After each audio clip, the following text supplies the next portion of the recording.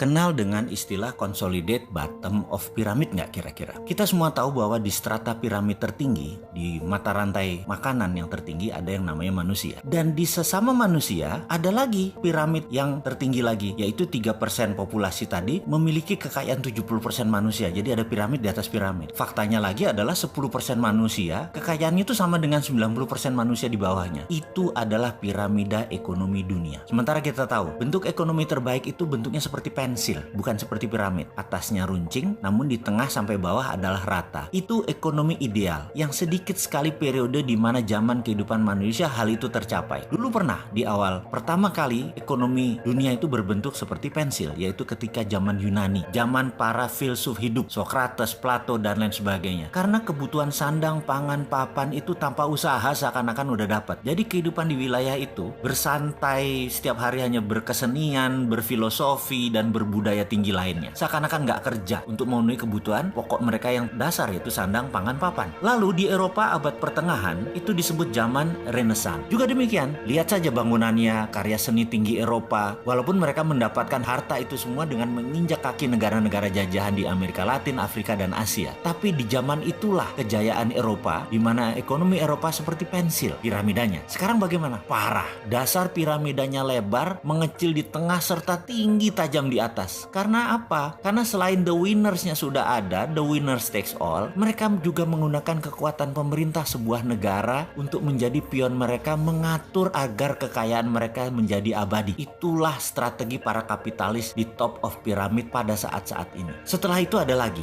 Ternyata mereka di atas tuh tidak bercerai-berai, mereka di atas tuh consolidate, bergabung bersama. Jadi sudah kecil, sedikit, kompak lagi. Jadi secara individu, mereka ini menguasai piramida terbalik. Jadi kalau jumlah mereka, piramidanya benar, tapi secara harta, yang kecil itu menguasai piramida terbalik, hartanya terbanyak. Jadi sistem apa yang mereka gunakan untuk mempertahankan kekayaan mereka itu? Yes, benar. Mereka menggunakan bank. Bank itu kapal keruk harta tabungan orang-orang kecil. Dikumpulkan di mana-mana lalu diberikan untuk komunitas 3% pebisnis. Karena pebisnis yang punya jaminan hanya 3%, sisanya walaupun nabungnya di bank yang sama nggak akan keluar dikasih kredit atau pinjaman. Gila nggak tuh? Setelah itu, Kementerian Keuangan Bank Indonesia semua membuat aturan melindungi yang 3% itu untuk keuntungan yang 3% itu. Jadi rakyat kecil melihat bank sentral, melihat bank adalah simbol kapitalis. Coba lihat KUR ya, kredit usaha rakyat. 1 bulan bunganya 2% atau setahun 24%. Itu buat rakyat. Sementara kalau buat konglomerat setahun 9%. Bayangin, itu realita kan? Ini gila kalau didiamkan. Lalu ke depan bagaimana? Kita ini bukan tukang ngeluh. Kita ini ingin memberikan solusi walaupun rada nyeleneh. Karena kita harus memberi peringatan kepada semua orang dan memberikan solusi. Jadi caranya gimana? Yaitu dengan new economic model, yaitu dengan cara konsolidasi bottom of pyramid. Itu teorinya. Dan prakteknya kita sudah bangun. Bahkan saat organisasi tersebut sudah jalan. Kok belum banyak yang tahu? Ya terang saja, hegemoni pengusaha ekonomi sekarang gerah. Bisa-bisa bank tutup. Karena bank itu kan sumber riba, keuangannya pakai pinjaman. Bank tutup, fintech tutup kalau kita jalan. Karena kita bisa melepas cengkraman kapitalis. Kita bisa membuat rakyat jadi berkuasa. Tapi sayang, belum bisa jalan. Tapi kita nggak nyerah. Karena apa? Karena kemakmuran itu hak semua orang. Solusinya sekali lagi di mana? Solusinya segera setelah video ini. Selamat menyaksikan. Ada cerita tentang Hornet Nest di dunia intelijen, di mana sebelum ISIS diciptakanlah ideologi baru terlebih dahulu selama 6 tahun oleh 18 doktor ilmu agama. Dalam dunia ekonomi, sering kita seakan kaku kepala kita berhadapan dengan teori ekonomi yang ternyata tidak sejalan dengan aplikasinya dalam strategi bernegara. Apakah ada dualisme dalam ekonomi tersebut? Ekonomi kampus adalah ciptaan dalam tanda petik agar kalau dipraktek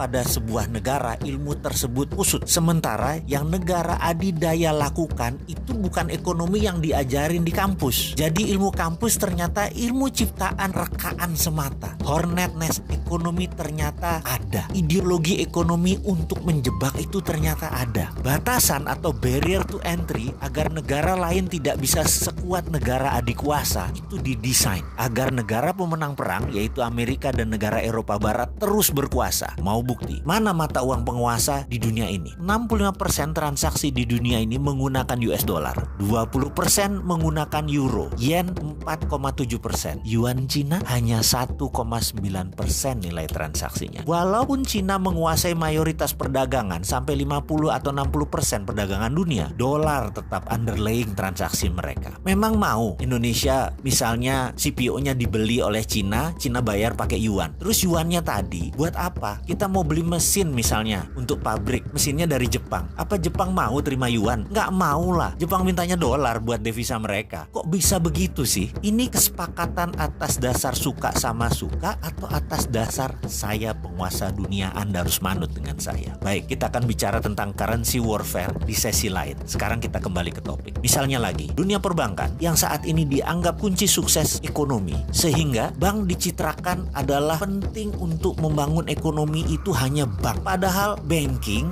atau perbankan benar, tapi bank tidak. Bukan jadi kunci, banking yang jadi kunci, bukan bank. Tetapi karena sudah ada doktrin di banyak otak para pejabat dan akademisi bahwa banklah yang terpenting, jadi bank harus dilindungi. Padahal bank itu didesain untuk orang kaya saja. Ini by design agar memang kekayaan menumpuk di komunitas 3%. Bank bukan buat semua orang, dan itu sudah masuk di kepala kaum bankers di bawah sadarnya. Padahal bankers itu pelayan kaum kapitalis, bukan pelayan rakyat. Mau bukti? Maaf ya, kalau sudah bicara tentang banking, si Sontoloyo ini tegangan tinggi. Karena apa? Nyerempet riba, pasti tegangan tinggi. Kita lanjut. Misalnya dengan ada namanya asset based loan atau pinjaman berbasis aset. Itu hanya komunitas 3% saja yang bisa pinjam bank, karena punya kolateral, punya jaminan. Coba yang lain nggak punya kolateral, jadi bisa apa? Atau kita ambil contoh lagi deh. Ini cara ngitung yang aneh bin ajaib. Kita ada kolateral, kita mau beli rumah, kita ambil KPR. Kredit ini dihitungnya caranya aneh bin ajaib karena untuk menguntungkan bank. Kita tahu pada saat kita menyicil tuh ada cicilan pokok, ada bayar bunga. Dan itu lucunya bukan pakai proporsional yang sama. Misalnya kita bayar 2 juta setiap bulan. Di awal-awal cicilan, lucu, yang 1,5 juta buat bayar bunga, yang pokoknya hanya 500.000. Nanti kalau sudah tahun ke-15 sudah mau lunas, dibalik 2 juta tadi, yang 1,5 buat pokok, yang 500.000 baru bayar bunganya. Bunganya mengecil. Itu mereka ngambil bunga di depan. Itu rentenir banget. Ini gila dunia perbankan ini. Dan herannya itu dilindungi oleh pemerintah lagi. Hebat bener dah. Kesimpulannya, bank itu menyedot dana orang kebanyakan. Namun pembiayaannya hanya untuk orang kaya. Bagi saya, kalau ini didiamkan, ini namanya kita orang bodoh. Kapan kita bisa berdiri di atas kaki sendiri kalau kayak gini? Harusnya ada project based loan, pinjaman berbasis proyek. Tidak harus aset. Selama ada revenue, selama ada omset, selama ada profit, boleh dibiayai. Dunia perbankan harusnya dibuka lebar-lebar. Bukan dunia bank ya. Dunia perbankan harusnya dibuka lebar-lebar. Sehingga banking bisa dilakukan oleh non-bank. Banking 5.0 itu bukan oleh bank lagi yang mengerjakan. OVO, GoPay, Alipay sejenisnya lah. Itu adalah banking system pembayaran, dan itu di tahun depan sebentar lagi tidak terbendung kehadirannya. Ini semua akan terjadi di Indonesia. Jadi wahai bankers, mulailah berpikir, ubah banking system Anda. Banking akan bertahan sepanjang zaman, namun bukan bank. Bank itu sunset, goodbye bank. Wahai pejabat negara, mulailah membuka diri atas banking 5.0, banking from non-banking system, sehingga riba bisa hilang.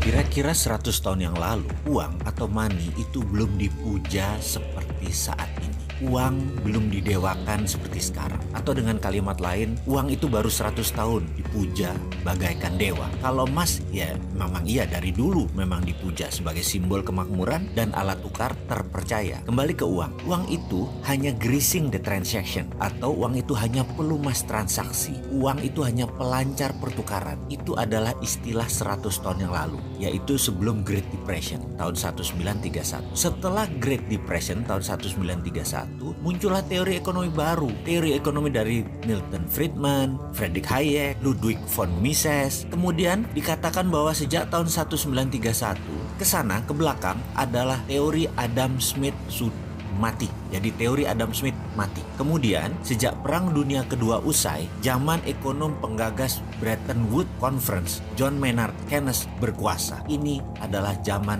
Keynesian. Dalam zaman Keynesian, kata inflasi dan central bank adalah kuncinya. Uang menjadi harta sejajar emas. Walau faktanya pada kertas tertulis angka 50.000 dan lembaran 100.000, nilai kertasnya sama, nilai intrinsiknya sama. Tapi kok beda ya untuk ditransaksikannya? Itulah arti seperti uang sekarang. Memiliki uang menjadi Tuhan tersendiri. Uang menjadi dipuja, uang bahkan disembah. Namun ada fakta baru. Di tahun 2008 ketika subprime mortgage terjadi, hancurlah bank, hancurlah raja uang, mitranya Federal Reserve. Maka dengan lantang kita seharusnya berani mengatakan Keynesian is dead atau Keynesian sudah mati. Teori Keynesian usang. Teori neolips sudah nggak bisa jalan lagi di era digital ekonomi saat ini. Maka sejak tahun 2009, dunia mulai berontak. Banyak anak muda yang tidak percaya IMF, tidak percaya World Bank, terutama anak muda dan non-pemerintahan ya. Mereka mulai rebel. Kelompok ini dikenal dengan filosofi ekonomi baru, yaitu mereka memiliki nama dengan julukan baru,